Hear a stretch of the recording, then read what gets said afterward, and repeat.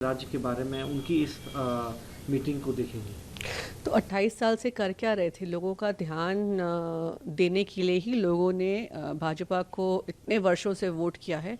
अभी अभी 3 दिन पहले गुजरात से आई हूँ। हमारे गांव की सड़क जब तक मेरे वालिद मेरे पिता ज़िंदा थे तो हर 6 महीने में बना देते थे, पर अभी जो आप हाल देखेंगे, मतलब इंसान गाड़ी में तो क्या, बेचारे जो साइकिल पे जाते होंगे उनकी भी हालत बुरी है।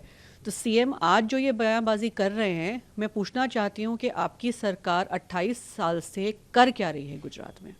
मैम, अगर हमें राष्ट्र के लिए, राष्ट्र को एक साथ रखना है तो हमें एक साथ रहना होगा, नेक रहना होगा। यदि हम बटेंगे तो कटेंगे।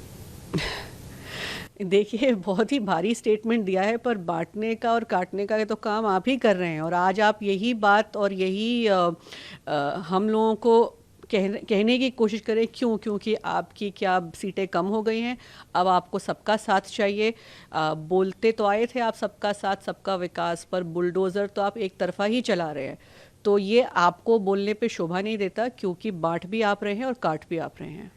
मैम, ये भी सवाल उठ रहे हैं कि उनको इस्तीफ़ा दे देना चाहिए, और टीएमसी की तरफ से इस बात को कहा जा रहा है कि वो 3 बार की जो है मुख्यमंत्री हैं, आप उनसे इस्तीफ़ा मांग रहे हैं। कई ऐसे राज्य हैं जहां इस तरह की घटनाएं होती हैं। क्या हम जो पुरुष मुख्यमंत्री हैं उनसे इस्तीफ़ा मांगते हैं?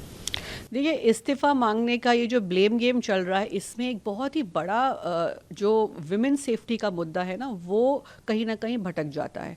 तो जो बयानबाजी हम कर रहे हैं, इसके ऊपर ब्लेम जाना चाहिए, इसकी गलती है, इनको इस्तीफ़ा देना चाहिए। सबसे पहले तो मैं ये कहूँगी कि अगर इस्तीफ़ा की बात आए तो प्रधानमंत्री जो हमारे हैं, उन्होंने तो कितने वर्षों से चुप्पी साधी हुई है। आज उन्होंने कोई स्टेटमेंट दिया है विमेन सेफ्टी के बारे में, पर जब ब्रिजभूषण वाला केस आया था, मणिपुर का जो केस आया था, आज तक चुप्पी साधे हुए हैं। तो रेजिग्नेशन तो वहीं से शुरू होनी चाहिए। तो मुझे लगता है कि ये बयानबाजी हमें बंद करनी चाहिए। सरकार भाजपा की इस वक्त है, केंद्रीय सरकार, ऑपोजिशन पार्टीज जितनी हैं, राज्य सरकार जितनी है, सबको मिलके इसका एक सोल्यूशन लाना पड़ेगा। बहुत ही strict anti rape laws, women safety laws लाने पड़ेंगे। तो ये वक्त है सबका साथ आने का।